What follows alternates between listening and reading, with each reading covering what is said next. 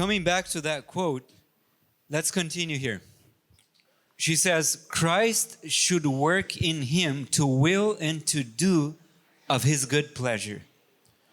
യേശുക്രിസ്തു ആ വ്യക്തിയിൽ പൂർണ്ണമായും തൻ്റെ ഹിതം നിവർത്തിപ്പാനും നടത്തുവാനും വെളിപ്പെടേണ്ടതുണ്ട്. If a man could save himself by his own works, ഒരു മനുഷ്യൻ തൻ്റെ പ്രവൃത്തികളാൽ അവന് സ്വയം രക്ഷിക്കുവാൻ സാധ്യമാകുമായിരുന്നെങ്കിൽ he might have something in himself in which to rejoice. അവന് എന്തെങ്കിലും ഒരു കാര്യത്തിൽ സ്വയം സന്തോഷിക്കുവാൻ വകയുണ്ടാകുമായിരുന്നു. And let's pay close attention to the last sentence. അവസാനത്തെ വാക്ക് നിങ്ങൾ വളരെ ശ്രദ്ധയോടെ വായിക്കുക. The effort that man makes in his own strength to obtain salvation is represented by the offering of Cain. ഒരു മനുഷ്യൻ തൻ്റെ സ്വയം പ്രവൃത്തികളാൽ രക്ഷയെ കൈവരിക്കുവാൻ ശ്രമിക്കുന്ന പ്രവൃത്തിയെ കയീൻ നൽകിയ ആ ഓഫറിങ്ങുമായിട്ടാണ് താരതമ്യം ചെയ്യുന്നത്. When we try to save ourselves by our own works, നമ്മുടെ പ്രവൃത്തികളാൽ നമ്മെ രക്ഷിക്കുവാൻ തക്കവണ്ണം നാം ശ്രമിക്കുന്നതിലൂടെ we're just following what Cain did in the beginning. എന്താണോ കയീൻ ചെയ്തത് ആ പ്രവൃത്തിയെ നാമും ഇന്ന് അനുകരിക്കുകയാണ് ചെയ്യുന്നത്. So how can a person be righteous before the law? എപ്രകാരമാണ് ഒരു മനുഷ്യന് ദൈവത്തിന്റെ പ്രമാണത്തിന് മുൻപാകെ നീതിമാനായി തീരുവാൻ കഴിയുന്നത്? If the person as a baby never committed anything wrong, there's no black marks in their path until the person was old and died, then the law would say you are righteous. ന്യായപ്രമാണം ഒരു കുഞ്ഞ് ജനിച്ചത് മുതൽ അവൻ മരിക്കുന്നത് വരെയുള്ള ആ കാലയളവിൽ യാതൊരു തെറ്റും ന്യായപ്രമാണം ചൂണ്ടിക്കാണിക്കുന്ന ഒരു പാപവും ചെയ്യാതെ ജീവിപ്പാൻ തക്കവണ്ണം ഇടയായെങ്കിൽ ആ മനുഷ്യനെ നീതിമാൻ എന്ന് വിളിക്കുന്നു. So this person here that has a lot of mistakes and errors, എന്നാൽ ഈ മനുഷ്യൻ തൻ്റെ ജനനം മുതൽ മരണം വരെയുള്ള കാലമധ്യേ ധാരാളം തെറ്റുകൾ ചെയ്തു കൂട്ടി. if he asks the law whether he is righteous or not, the law will say you are not righteous. ഈ മനുഷ്യൻ ന്യായപ്രമാണത്തോട് ഞാൻ നീതിമാനാണോ എന്ന് ചോദിച്ചാൽ ന്യായപ്രമാണം പറയും നീ നീതിമാൻ അല്ല എന്ന്. But he has a lot of mistakes. കാരണം അവന്റെ ജീവിതത്തിൽ അവന് ധാരാളം തെറ്റുകൾ വരുത്തിയിട്ടുണ്ട്. A lot of sins. ധാരാളം പാപങ്ങൾ അവൻ ചെയ്തു കൂട്ടിയിട്ടുണ്ട്. But what if he had only one sin? എന്നാൽ തന്റെ ജീവിത കാലയളവിൽ അവൻ ഒരേ ഒരു പാപം മാത്രമാണ് ചെയ്തത് എങ്കിൽ can he go to the law and ask, am I righteous based on my works? What would the law say? ഞാൻ അപ്രകാരം ആ ഒരു തെറ്റ് മാത്രം ഏറ്റെടുത്തുകൊണ്ട് ന്യായപ്രമാണത്തിന്റെ അടുക്കൽ ഞാൻ ഒരേ ഒരു തെറ്റേ ചെയ്തിട്ടുള്ളൂ എന്ന് പറഞ്ഞാൽ എന്തായിരിക്കും ന്യായപ്രമാണം പറയുക? Just one sin. ഒരേ ഒരു പാപം മാത്രം ജീവിതത്തിൽ ചെയ്തു. Still sin. The law would say you are not righteous. You are a അപ്പോഴും sinner. ഈ പ്രമാണം പറയുന്നത് നീ പാപിയാണ് എന്ന് തന്നെയായിരിക്കും. So in order to be righteous before the law, we would not have a single sin. ന്യായപ്രമാണത്തിന് മുൻപാകെ നാം നീതിമാൻ എന്ന പേരിന് അവകാശിയായി തീരണമെങ്കിൽ ജനിച്ച സമയം മുതൽ മരിക്കുന്ന സമയം വരെ ഈ കാലയളവിൽ ഒരു പാപം പോലും ചെയ്യാതിരിക്കേണ്ടതുണ്ട്. Then we are righteous. അങ്ങനെയാണെങ്കിൽ നമ്മെ നീതിമാൻ എന്ന പേര് പറയുവാൻ സാധിക്കും. But who of us here can claim that we never sin? നമ്മിൽ ഇവിടെ ആർക്കെങ്കിലും അപ്രകാരം അതെ ഞാൻ ഒരു പാപം പോലും ഇതുവരെ ചെയ്തിട്ടില്ല എന്ന് പറയുവാൻ ആർക്ക് സാധിക്കും? Never sin once. ഒരിക്കൽ പോലും ചെയ്തിട്ടില്ല എന്ന് ആർക്ക് പറയുവാൻ സാധിക്കും? No hands? ആരുടെയെങ്കിലും കൈയുണ്ടോ? How about the pastors? Let's see. ഏതെങ്കിലും പാസ്റ്റർമാരുടെ കൈയുണ്ടോ? ബിജു പോൾ പാസ്റ്റർ.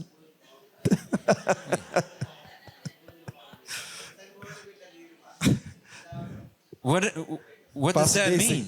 പാസ്റ്റർ ജയ് സിംഗിന്റെ കൈ. No one. What does that mean? എന്താണ് അതിനർത്ഥം? It means that before the law we are all condemned to death. അതിനർത്ഥം ന്യായപ്രമാണത്തിന്റെ മുൻപിൽ നാം എല്ലാവരും മരണയോഗ്യരാണ് എന്നാണ്.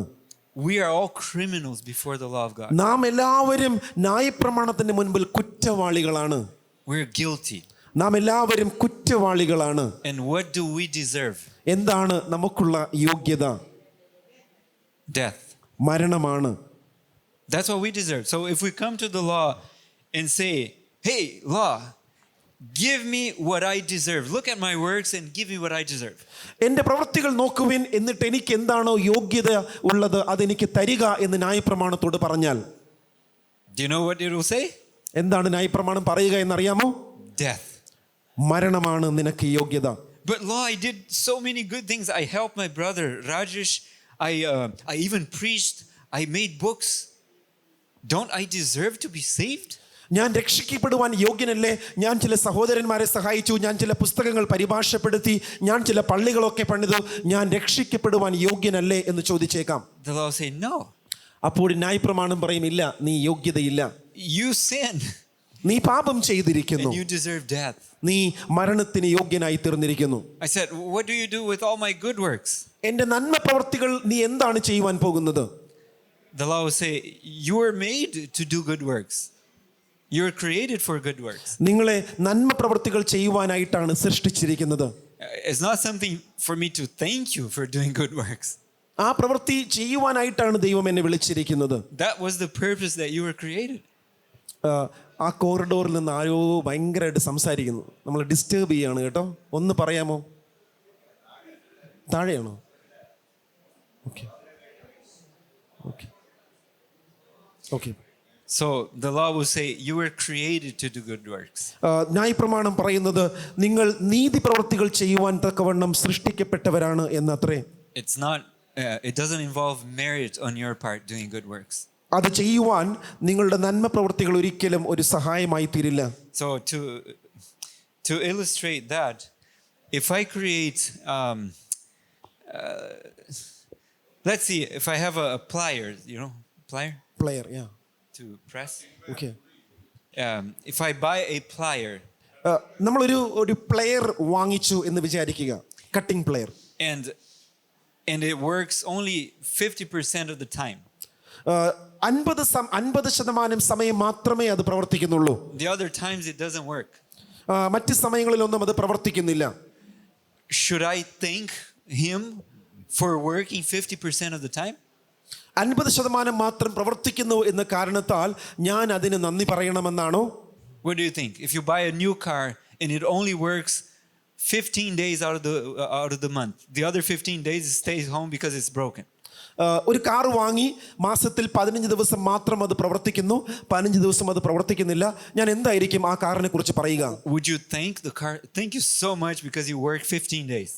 15 ദിവസം നീ എനിക്ക് വേണ്ടി വേല ചെയ്തു, അതുകൊണ്ട് ഞാൻ നിനക്ക് നന്ദി പറയുന്നു എന്ന് ഞാൻ കാറിനോട് പറയുമോ? Or you would take it back to the store saying, hey, this thing is not working well. അതല്ല, അത് വാങ്ങിയ സ്ഥലത്തേക്ക് കൊണ്ടുപോയിട്ട് ഈ കാർ നന്നായി പ്രവർത്തിക്കുന്നില്ല എന്ന് പറഞ്ഞ ആ കാറിന് ഞാൻ മടക്കി കൊടുക്കുമോ? എന്തായിരിക്കും ചെയ്യുക? What would you do? Thank or take it back? എന്തായിരിക്കും ചെയ്യുക? നന്ദി പറയുമോ അതോ തിരിച്ചു മടക്കി കൊടുക്കുമോ? Why? എന്തുകൊണ്ടാണ് തിരിച്ചു കൊടുക്കുന്നത്? But it's working well 15 days. പക്ഷേ 15 ദിവസം നന്നായി പ്രവർത്തിച്ചുവല്ലോ. You would say, I didn't buy it to work 15 days. I bought it to work all the time well. ഞാനത് വാങ്ങിയത് വെറും 15 ദിവസം മാത്രം പ്രവർത്തിക്കുവാനായിട്ടല്ല, 30 ദിവസവും പ്രവർത്തിക്കുവാനായിട്ടാണ്. The manufacturer of that car will say, why are you not working? എന്തുകൊണ്ടാണ് ആ കാറിന്റെ ഉടമസ്ഥൻ, അത് ഉണ്ടാക്കിയവൻ പറയും, എന്തുകൊണ്ടാണ് നീ എല്ലാ ദിവസവും വേല ചെയ്യാത്തത്? We created you to work well. നിന്നെ ഞങ്ങൾ ഉണ്ടാക്കിയത് എപ്പോഴും പ്രവർത്തിക്കുവാൻ വേണ്ടിയിട്ടാണ്. So they will open the car and replace the parts that are not well. അവര് അതുകൊണ്ട് കാർ എടുത്ത് അതിൽ പ്രവർത്തിക്കാത്ത ചില ഭാഗങ്ങൾ എടുത്ത് മാറ്റി സ്ഥാപിക്കും. We were created to do good works. നമ്മെ ദൈവം നീതി പ്രവർത്തികൾ ചെയ്യുവാനായിട്ടാണ് സൃഷ്ടിച്ചിരിക്കുന്നത്. It's not merit on our part to do something good sometimes. വല്ലപ്പോഴും മാത്രം എന്തെങ്കിലുമൊക്കെ നന്മകൾ ചെയ്യുവാൻ വേണ്ടി മാത്രമായി നമ്മെ ദൈവം ഉണ്ടാക്കിയതല്ല. Ellen White says, there is not a point that needs to be dwelt upon more earnestly, repeated more frequently, or established more firmly in the minds of all than the impossibility of fallen men meriting anything by his own best good works. തൻ്റെ നീതി പ്രവൃത്തികളാൽ, തൻ്റെ നന്മ പ്രവൃത്തികളാൽ അതിലൂടെ എന്തെങ്കിലും നേടിയെടുക്കുവാൻ കഴിയുമെന്ന അസാധ്യമായ കാര്യത്തെക്കുറിച്ച് ഒരു മനുഷ്യൻ തൻ്റെ മനസ്സിൽ കണക്ക് കൂട്ടുന്നുവെങ്കിൽ, എത്രത്തോളം അതിനുവേണ്ടി കണക്കുകൾ കൂട്ടുന്നുവെങ്കിൽ, അതൊക്കെ വെറും അസാധ്യമായ കാര്യങ്ങൾ നേടിയെടുക്കുവാനുള്ള വെറും പരിശ്രമം മാത്രമാണ്. She's saying this is the point that we need to repeat most.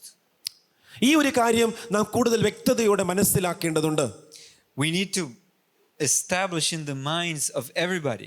എല്ലാവരുടെയും മനസ്സിൽ ഈ ഒരു യാഥാർത്ഥ്യത്തെ പൂർണ്ണമായും നാം ബോധ്യപ്പെടേണ്ടതുണ്ട്. And what is the point? എന്താണ് നാം മനസ്സിലാക്കേണ്ട ആ യാഥാർത്ഥ്യം? The impossibility അസാധ്യമായ കാര്യം of us meriting anything by our own best good works. നമ്മുടെ എത്ര നല്ല നീതി പ്രവൃത്തികളായിരുന്നാലും ആ നീതി പ്രവൃത്തികളിലൂടെ നമുക്കൊരിക്കലും രക്ഷ നേടുവാൻ സാധിക്കത്തില്ല എന്ന അസാധ്യമായ കാര്യത്തിന്റെ ബോധ്യം. So imagine now the very best works that you ever did.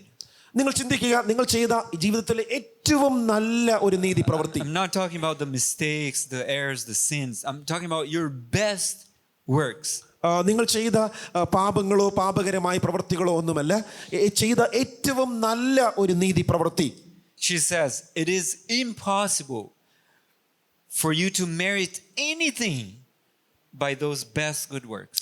ആ നല്ല പ്രവൃത്തികളിലൂടെ നിങ്ങൾ എത്രത്തോളം നല്ല പ്രവൃത്തിയാണ് അത് ചെയ്തത് എന്ന് വരികിലും ആ പ്രവൃത്തി അസാധ്യമായ ആ ഒരു കാര്യത്തെ നേടിയെടുക്കുവാൻ അപ്പോഴും പര്യാപ്തമായിട്ടില്ല. Isn't that amazing?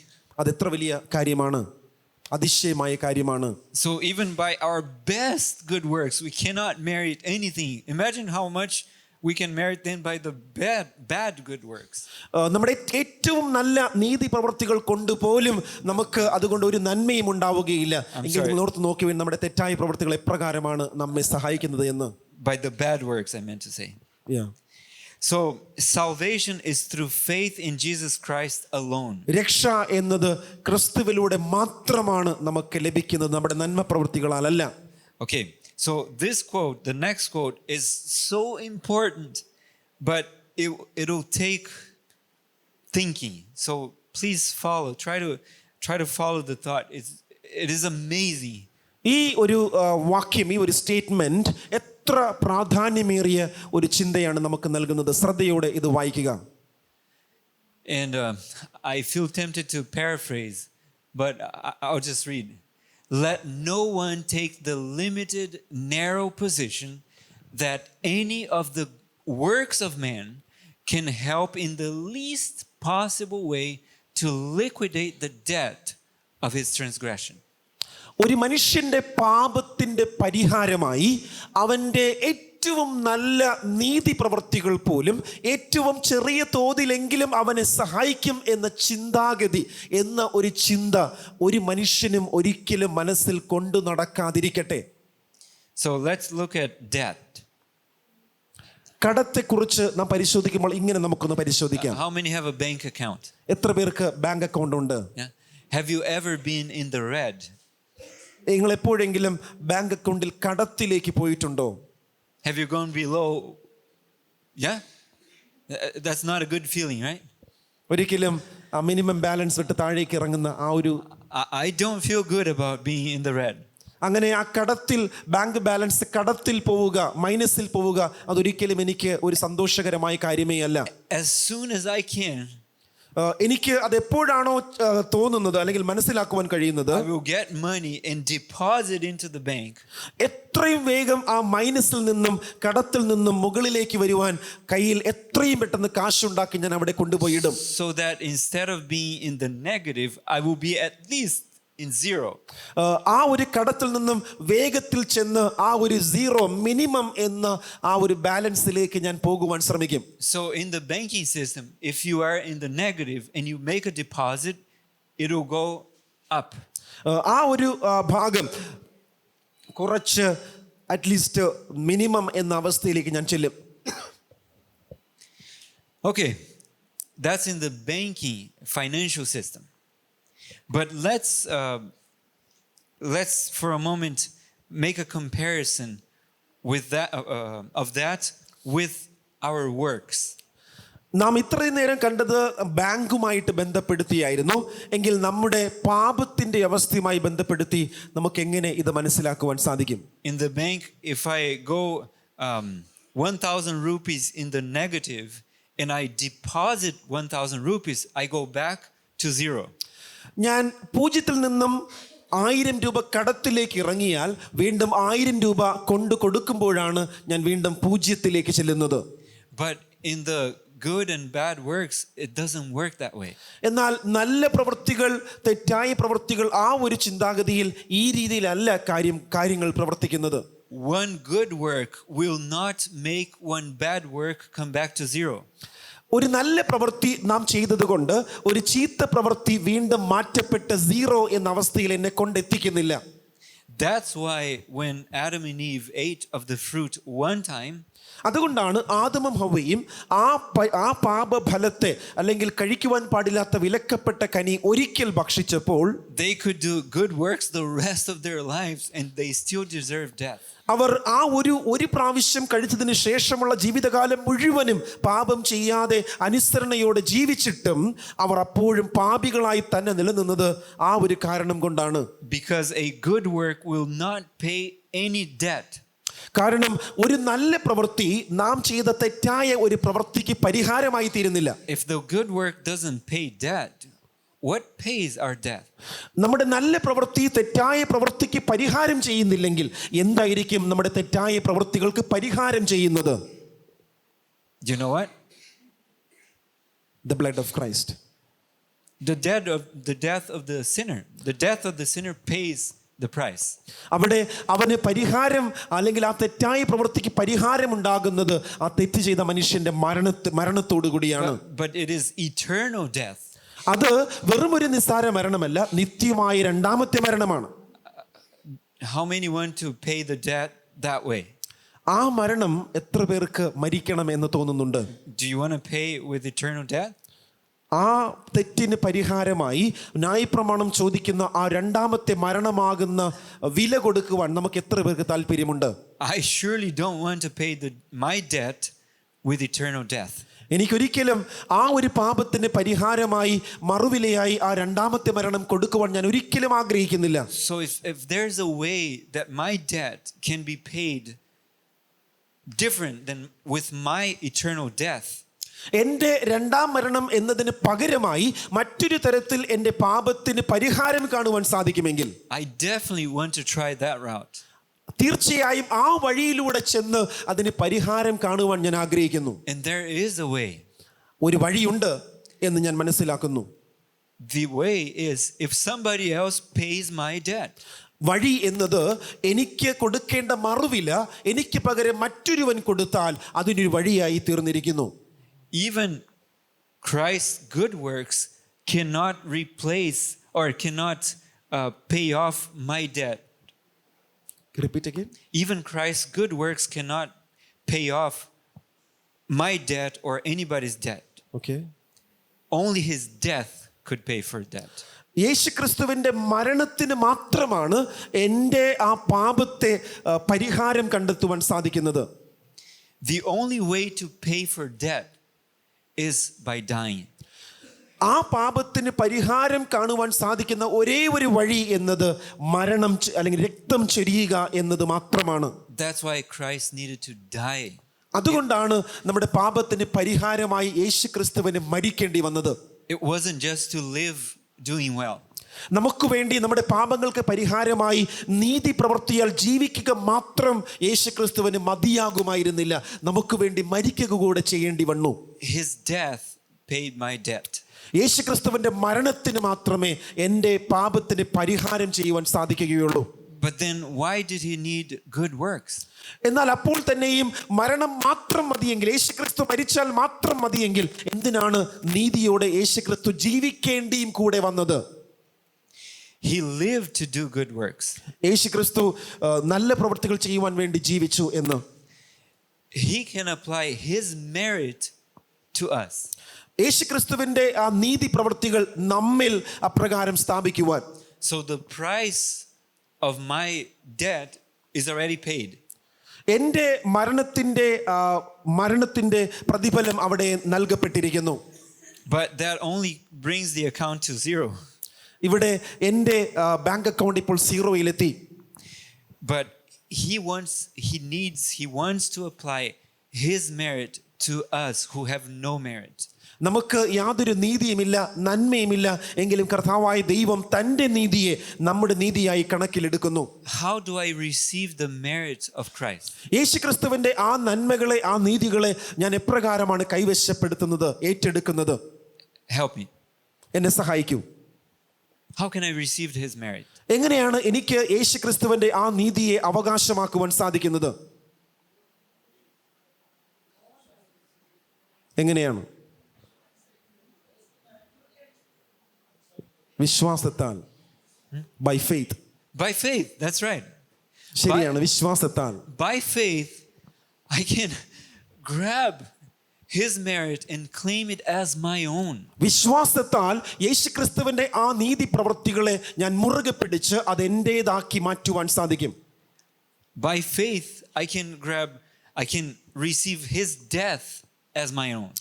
വിശ്വാസത്താൽ യേശുക്രിസ്തുവിന്റെ മരണത്തെ എൻ്റെ മരണമായി ഏറ്റെടുക്കുവാൻ എനിക്ക് സാധിക്കും. Instead of me appearing before the law ന്യായപ്രമാണത്തിന് മുൻപാകെ ഞാൻ പോയി നിൽക്കുന്നതിന് പകരം and saying, look at my works and evaluate to see if I can be saved.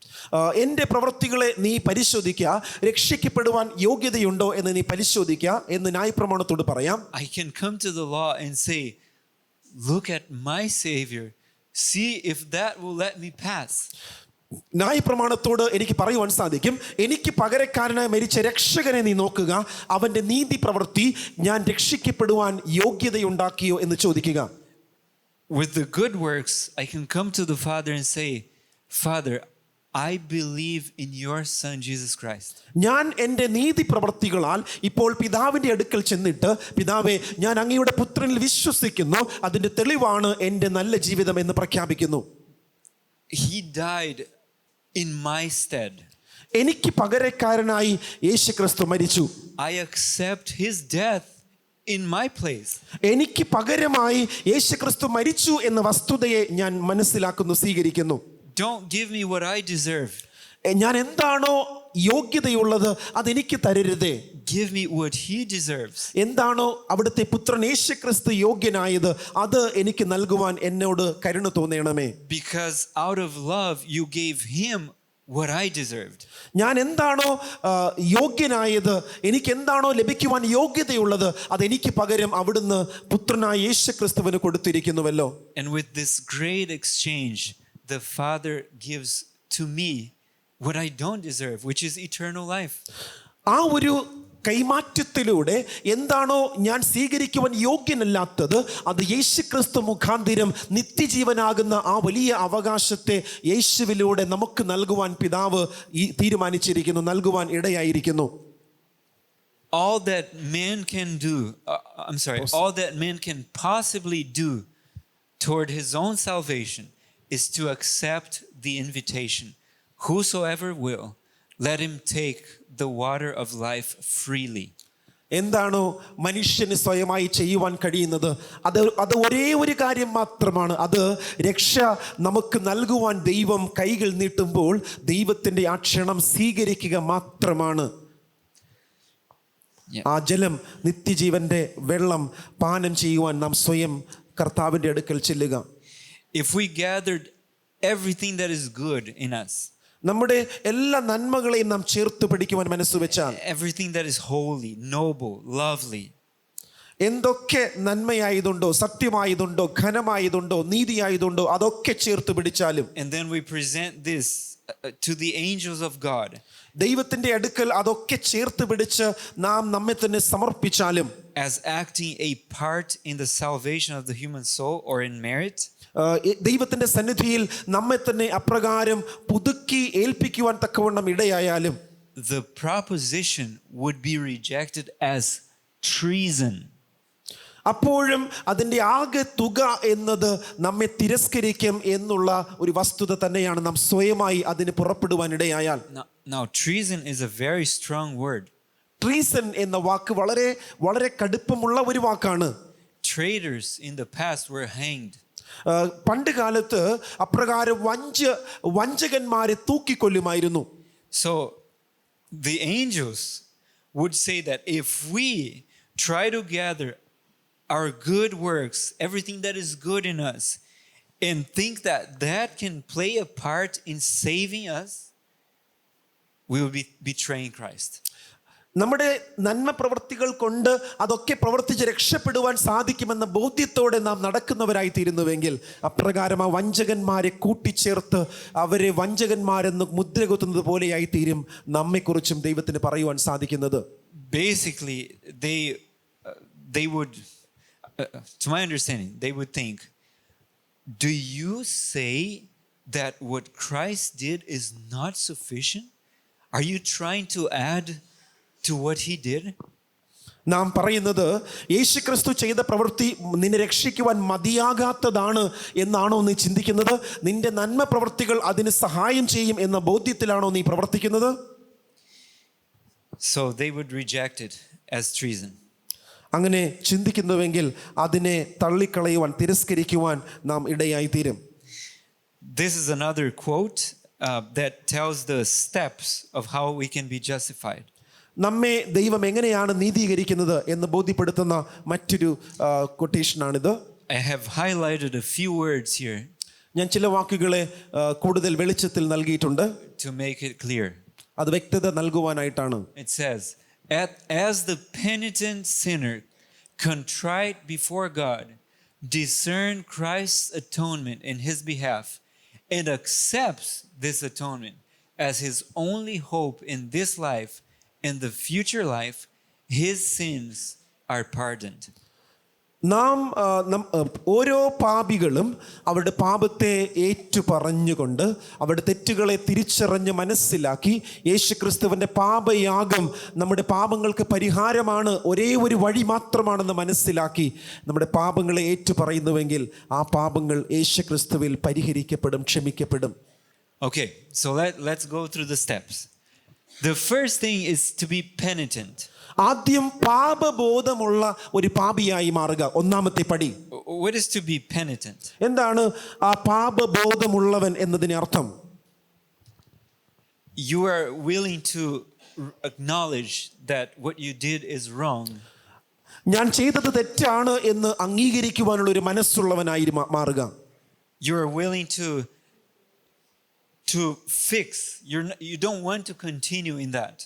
ആ ഒരു തെറ്റിൽ, ആ ഒരു പാപത്തിൽ തുടരുവാൻ ഞാൻ ആഗ്രഹിക്കുന്നില്ല. It's similar to the being contrite. ആ രണ്ടാമത്തെ വാക്കും അതിനോട് തുല്യമായ ഒരു വാക്കാണ്. Sad for the error, the sin that was done. ഞാൻ ചെയ്ത തെറ്റിൽ ഞാൻ വല്ലാതെ വേദനിക്കുന്നു, വിഷമിക്കുന്നു, സങ്കടപ്പെടുന്നു. It can be illustrated by the publican when he was beating his breast. ആ പബ്ലിക്കൻ അവിടെ ആ ആലയത്തിനകത്ത് പോയി നെഞ്ചത്തടിച്ച് ദൈവത്തോട് നിലവിളിക്കുന്നു എന്നതുപോലെയാണ് ഇതിനർത്ഥമാക്കുന്നത്. So, as the sinner is doing this, he's so sad because of what he did. അവൻ ചെയ്ത പ്രവൃത്തിയെക്കുറിച്ച് അവന് വല്ലാത്ത വേദനയുണ്ട്. ആ വേദനയോടെ തൻ്റെ പാപങ്ങളെ ഏറ്റുപറഞ്ഞ് അവൻ ദൈവത്തിൻ്റെ മുൻപിൽ പോയി നിൽക്കുകയാണ്. And he discerns, that means he understands, he can clearly see Christ's atonement in his behalf. അവൻ യേശുക്രിസ്തുവിന്റെ പാപ പരിഹാരം, ആ പാപയാഗം അവന് പരിഹാരം ചെയ്തു, അവന് മറുവിലയായി കൊടുത്തു എന്ന് അവന് ബോധ്യപ്പെട്ടിരിക്കുന്നു. And he accepts that. ആ ഒരു ബോധ്യത്തെ അവൻ സ്വീകരിച്ചിരിക്കുന്നു. Because he could reject it. കാരണം ആ ബോധ്യത്തെ അവന് വേണമെങ്കിൽ തിരസ്കരിക്കാമായിരുന്നു. Christ made the atonement for everybody, but not everybody accepts.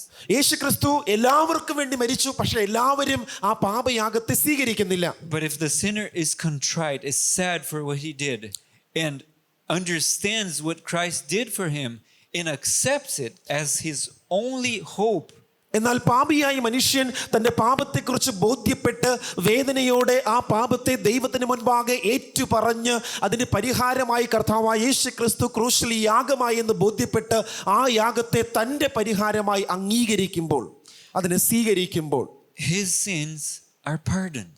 അവന്റെ പാപങ്ങൾ കർത്താവായ ദൈവം ക്ഷമിച്ചു കൊടുക്കുന്നു. Did you see the requirements? നിങ്ങൾ കാണുന്നുണ്ടോ അതിന് ആ ഒരു പാപങ്ങൾ ക്ഷമിച്ച് കിട്ടുവാനുള്ള പടികൾ എപ്രകാരമാണ് പോകുന്നത് എന്ന്? Being penitent, ആദ്യം അതേക്കുറിച്ച് ബോധ്യമുള്ളവനായി തീരുക, contrite, അതിനുശേഷം അതിനെ ഏറ്റു പറയുക, understanding that Christ did for me, അതിനുശേഷം എൻ്റെ പാപത്തിന് പരിഹാരമായി യേശുക്രിസ്തു എനിക്ക് പരിഹാരമായി തീർന്നു, യാഗമായി തീർന്നു എന്ന് ബോധ്യപ്പെടുക, the atonement, അതിൽ വിശ്വസിക്കുക ആ പാപയാഗത്തിൽ, and accepting that as coming from him. I accept it. അത് എനിക്ക് പകരമായി കർത്താവ് ചെയ്തു എന്ന് വിശ്വസിക്കുക, അതിനെ അംഗീകരിക്കുക. The person is justified. അങ്ങനെ വിശ്വസിക്കുമ്പോൾ, അങ്ങനെ അംഗീകരിക്കുമ്പോൾ ആ മനുഷ്യനെ കർത്താവായ യേശുക്രിസ്തു സ്വീകരിക്കുന്നു. The sins are pardoned. അവന്റെ പാപങ്ങൾ ക്ഷമിക്കപ്പെടുന്നു. This is justification by faith. ഇതാണ് വിശ്വാസത്താലുള്ള നീതീകരണം. We tend to go to theological terms. നാം പലപ്പോഴും ദൈവികമായ അല്ലെങ്കിൽ തിയോളജിക്കൽ ഭാഷയിൽ അതിനെ കാണുവാൻ ശ്രമിക്കുന്നു. But we don't need to do that. എന്നാൽ അത് അത്രത്തോളം വലിയ ഒരു കാര്യമാക്കി തീർക്കേണ്ട ഒന്നല്ല. Look at this. Pardon and justification are one and the same thing. ക്ഷമിക്കപ്പെടുക എന്നതും നീതീകരിക്കപ്പെടുക എന്നതും ഒരേ കാര്യം തന്നെയാണ്. If you are pardoned, you are justified. നിങ്ങൾ ക്ഷമിക്കപ്പെട്ടു എന്ന് വരികിൽ നിങ്ങൾ നീതീകരിക്കപ്പെട്ടു എന്നാണ് അതിനർത്ഥം. So justification by faith is pardon by faith. നീതീകരണം വിശ്വാസത്താൽ നീതീകരിക്കപ്പെട്ടു എന്ന് മനസ്സിലാക്കുന്നതിന്റെ അർത്ഥം വിശ്വാസത്താൽ ക്ഷമിക്കപ്പെട്ടു എന്നും കൂടെയാണ്. And what is faith? എന്താണ് വിശ്വാസം? Again, we tend to go to the theological definition. അത് ചോദിക്കുമ്പോൾ വേഗത്തിൽ നാം വീണ്ടും ആ ഒരു ഡെഫിനിഷനിലേക്ക് നാം മടങ്ങി ചെന്നേക്കും. But I read a very simple definition in the Spirit of Prophecy. എന്നാൽ പ്രവചനാത്മ പുസ്തകങ്ങളിൽ വളരെ ലളിതമായ ഒരു അർത്ഥം ആ വാക്യത്തെക്കുറിച്ച് വായിക്കുവാൻ സാധിക്കും. She says, faith is a very simple matter. വിശ്വാസം എന്നത് ദൈവം നമുക്ക് നൽകിയ ഏറ്റവും ലളിതമായ ഒരു വഴിയാണ്, മാർഗമാണ്. It is confidence in God. ദൈവത്തിൽ വിശ്വാസമർപ്പിക്കുക. Have you thought about faith that way? അങ്ങനെ ഒരു രീതിയിൽ നിങ്ങൾ എപ്പോഴെങ്കിലും വിശ്വാസത്തെ ചിന്തിക്കുവാൻ ഇടയായിട്ടുണ്ടോ? ദൈവത്തിൽ വിശ്വാസമർപ്പിക്കുക. Confidence in God. ദൈവത്തിൽ വിശ്വാസമർപ്പിക്കുക. Justification by faith. വിശ്വാസത്താൽ നീതീകരണം എന്നത് justification by confidence in God. ദൈവത്തിൽ വിശ്വാസമർപ്പിക്കുവാനുള്ള നമ്മുടെ ഒരു ഉറപ്പാണ്. ദൈവത്തിന് നമ്മെ വീണ്ടെടുക്കുവാൻ വിടുവിക്കുവാൻ സാധിക്കും എന്ന ഒരു ഉറപ്പാണ്. But justification and pardon are one and the same thing, she said. വിശ്വാസത്താൽ നീതീകരണം എന്നതും വിശ്വാസത്താൽ ക്ഷമിക്കപ്പെട്ടു എന്നതും രണ്ടും ഒരേ കാര്യം തന്നെയാണ്. Which means pardon by confidence in God. അതിനർത്ഥം ക്ഷമിക്കപ്പെട്ടു എന്നത് ദൈവത്തിലുള്ള വിശ്വാസം അർപ്പിക്കലിലൂടെ നമുക്കുണ്ടായ ഒരു മാറ്റമാണ്. It all comes to whether you trust God or not. നാം ദൈവത്തിൽ വിശ്വസിക്കുന്നുണ്ടോ ഇല്ലയോ എന്നതിനെ ആശ്രയിച്ചാണ് ആ ഒരു ബോധ്യം നമ്മിൽ കിടക്കുന്നത്. Do you trust in God? നിങ്ങൾ ദൈവത്തിൽ വിശ്വസിക്കുന്നുണ്ടോ? Do you trust He wants your best? നമ്മുടെ നന്മ ദൈവം ആഗ്രഹിക്കുന്നു എന്ന് നിങ്ങൾ വിശ്വസിക്കുന്നുണ്ടോ? Yes or no? വിശ്വസിക്കുന്നുണ്ടോ ഇല്ലയോ? But then why do we choose to do some things that are not good? അങ്ങനെ വിശ്വസിക്കുന്നുണ്ട് എങ്കിലും അതിനുശേഷവും നമുക്ക് നന്മയില്ലാത്തത്, നമുക്ക് മോശമായത് എന്തുകൊണ്ടാണ് ചെയ്യുവാൻ ഇപ്പോഴും തിരഞ്ഞെടുത്തുകൊണ്ടിരിക്കുന്നത്? We read what God says, but then we think, no, that's not the best for me. The best is really to do something else. ദൈവം നമുക്ക് ഇതാണ് ശരിയായത്, ഇതാണ് നന്മയായത്, ഇതാണ് നീ പോകേണ്ടുന്ന വഴി എന്ന് പറഞ്ഞിട്ടും എന്തുകൊണ്ടാണ് ആ വഴിയിൽ സഞ്ചരിക്കാതെ അപ്പോഴും തെറ്റുകളെ തിരഞ്ഞെടുക്കുവാൻ നാം മനസ്സുവെക്കുന്നത്? If we do this, it means we don't trust Him. നാം അങ്ങനെ ചെയ്യുമ്പോൾ അതിനർത്ഥം എനിക്ക് ദൈവത്തിൽ വിശ്വാസമില്ല, ഞാൻ ദൈവത്തിൽ എൻ്റെ വിശ്വാസം അർപ്പിക്കുന്നില്ല, എന്നെ രക്ഷിക്കുവാൻ, എന്നെ വഴി നടത്തുവാൻ ആ ദൈവത്തിന് സാധിക്കത്തില്ല എന്ന് നാം ചിന്തിക്കുന്നത് കൊണ്ടാണ് നാം ആ വഴിയിലൂടെ സഞ്ചരിക്കാതെ അപ്പോഴും നമ്മുടെ വഴികളിൽ നാം സഞ്ചരിക്കുവാൻ തിരഞ്ഞെടുക്കുന്നത്. But friends, if He came to the point of giving His Son to die for us, should we have questions whether He loves us or not? പ്രിയപ്പെട്ടവരെ, നമുക്ക് വേണ്ടി നമ്മെ വീണ്ടെടുക്കുവാനായി തൻ്റെ പ്രിയ പുത്രനെ തന്നെ ത്യാഗം ചെയ്യുവാൻ പിതാവ് മനസ്സുവെച്ചുവെങ്കിൽ നമ്മെ വീണ്ടെടുക്കുവാൻ എത്രത്തോളം ദൈവം ആഗ്രഹിക്കുന്നു എന്ന സത്യത്തെ നമുക്ക് എങ്ങനെ മറച്ചു പിടിക്കുവാൻ, മറന്നു കളയുവാൻ സാധിക്കും? I will finish with this quote here. ഈ ഒരു വാക്യം കൂടെ വായിച്ച് ഞാൻ ഇന്ന് അവസാനിപ്പിക്കുകയാണ്. It says, "The Lord speaks to His heavenly Father, saying, കർത്താവ് തൻ്റെ പിതാവിനോട് ഇപ്രകാരം പറയുന്നു, "This is my child. ഇതെൻ്റെ മകനാണ്. I reprieve him from the condemnation of death." മരണത്തിൻ്റെ അവസ്ഥയിൽ നിന്നും ഞാൻ അവനെ വീണ്ടെടുത്തിരിക്കുന്നു. Giving him my life insurance policy. ഞാൻ എൻ്റെ ലൈഫ് ഇൻഷുറൻസ് പോളിസി അവന് കൊടുത്തിരിക്കുന്നു. Eternal life. നിത്യജീവനാകുന്ന ആ policy. Because I have taken his place.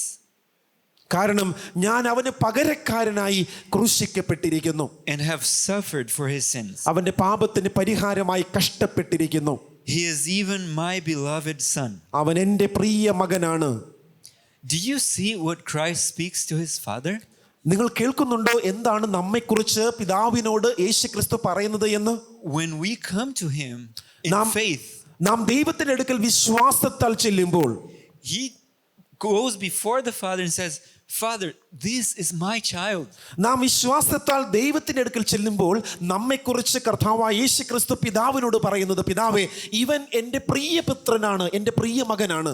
I reprieve him from the condemnation of death. പാപത്തിന്റെ ആ കഠോരതയിൽ നിന്നും ഈ മകനെ ഞാൻ വീണ്ടെടുത്തിരിക്കുന്നു. How can he do that? നമുക്കെങ്ങനെ അത് ചെയ്യുവാൻ സാധിക്കും? How can he reprieve me from the condemnation of death? ദൈവത്തിന് എങ്ങനെ അപ്രകാരം പാപത്തിന്റെ അവസ്ഥയിൽ നിന്നും എങ്ങനെ എന്നെ വീണ്ടെടുക്കുവാൻ സാധിക്കുന്നു? Somebody needs to die. ആരെങ്കിലും മരിക്കേണ്ടതുണ്ട്. How can he reprieve me? എങ്ങനെയാണ് എന്നെ വീണ്ടെടുക്കുവാൻ സാധിക്കുന്നത്? Because he died for me. കാരണം ആ വീണ്ടെടുക്കൽ എനിക്ക് വേണ്ടി കർത്താവ് മരിച്ചതിലൂടെയാണ് അവൻ നേടിയെടുത്തത്. So he does that, and he says, giving this person, the penitent sinner, my life insurance policy, eternal life. അവനെ വീണ്ടെടുത്തതിലൂടെ ഞാൻ എൻ്റെ നിത്യജീവൻ എന്ന ആ ലൈഫ് ഇൻഷുറൻസ് പോളിസി അവന് കൊടുത്തിരിക്കുന്നു. Because I have taken his place. കാരണം ഞാൻ അവന്റെ പകരം സ്ഥാനം ഏറ്റെടുത്തിരിക്കുന്നു. And have suffered for his sins. അവന്റെ പാപങ്ങൾക്ക് പരിഹാരമായി ഞാൻ മരിച്ചിരിക്കുന്നു, കഷ്ടപ്പെട്ടിരിക്കുന്നു. He is even my beloved son. ഇവൻ എൻ്റെ പ്രിയ മകനാണ്. Now think about the Father. ഇപ്പോൾ നിങ്ങൾ പിതാവിനെ ഒന്ന് ഓർത്തു നോക്കുക. When our Father in heaven നമ്മുടെ സ്വർഗത്തിലെ നമ്മുടെ പിതാവ് sees Jesus speaking of us in this way, നമ്മെക്കുറിച്ച് ഇത്തരുണത്തിൽ യേശുക്രിസ്തു പിതാവിനോട് സംസാരിക്കുമ്പോൾ, his heart goes out for us. പിതാവിന്റെ ഹൃദയം നമുക്ക് വേണ്ടി ചൊരിയപ്പെടുന്നു. Because in the beginning, to begin with, he gave his son for us because he loved us. കാരണം നമ്മെ സ്നേഹിക്കുന്നത് കൊണ്ട് നമ്മെ വീണ്ടെടുക്കുവാനായി പുത്രനെ തന്നത് പിതാവ് തന്നെയായിരുന്നു. And now he is seeing our response to what he did. ഇപ്പോൾ യേശുക്രിസ്തു ചെയ്ത പ്രവൃത്തിയെ ഏറ്റെടുത്ത നമ്മുടെ ആ ഒരു പ്രതികരണത്തെ പിതാവ് ഇവിടെ കാണുകയാണ്. Do you think he will reject? ആ ഒരു യേശുക്രിസ്തുവിന്റെ വാക്കുകളെ പിതാവ് കേട്ട് അവനെ എനിക്ക് വേണ്ട എന്ന് പറഞ്ഞ് നമ്മെ തള്ളിക്കളയുമെന്ന് നിങ്ങൾക്ക് തോന്നുന്നുണ്ടോ? Do you think that if we come to him through his son Jesus Christ, he will say no? യേശുക്രിസ്തുവിന്റെ നാമത്തിൽ യേശുക്രിസ്തു മുഖാന്തിരം നാം പിതാവിന്റെ അടുക്കൽ ചെല്ലുമ്പോൾ പിതാവ് നമ്മെ വേണ്ട എന്ന് പറഞ്ഞ് തള്ളിക്കളയുമെന്ന് നിങ്ങൾ തോന്നുന്നുണ്ടോ? Absolutely not. ഒരിക്കലുമില്ല.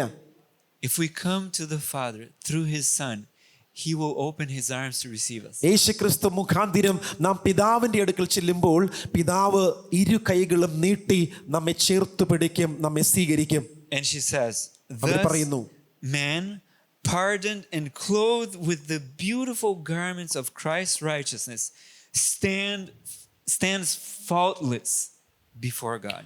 അങ്ങനെ ആ മനുഷ്യൻ ദൈവത്തിൻ്റെ അടുക്കൽ യേശുക്രിസ്തു മുഖാന്തിരം ചെല്ലുമ്പോൾ അവൻ ക്ഷമിക്കപ്പെട്ടവനായി യേശുക്രിസ്തുവിൻ്റെ ഏറ്റവും മനോഹരമായ നീതിയിൻ വസ്ത്രത്താൽ ചുറ്റപ്പെട്ടതായും അവൻ ദൈവത്തിൻ്റെ മുൻപാകെ ഒരിക്കലും കുറ്റം ചെയ്തിട്ടില്ലാത്തവൻ എന്ന വിധത്തിൽ, ദൈവത്തിന് മുൻപാകെ ഒരിക്കലും പാപം ചെയ്തിട്ടില്ലാത്തവൻ എന്ന നിലയിൽ നിൽക്കുവാൻ തക്കവണ്ണം ഇടയാവുകയും ചെയ്യും. ആമേൻ. This is the only way that you can have your record clean. ഈ ഒരു വഴിയിലൂടെ മാത്രമാണ് നമ്മുടെ ജീവിതം ക്ലീൻ ആണ് എന്ന് പറയുവാൻ സാധിക്കുന്നത്. Faultless. യാതൊരു കുറ്റവുമില്ലാത്തവൻ. How? എങ്ങനെയാണ്? In Christ. യേശുക്രിസ്തുവിലൂടെ. Not trusting in your own merits. നമ്മുടെ സ്വന്തം പ്രവൃത്തികളിൽ ആശ്രയിച്ചത് കൊണ്ടല്ല.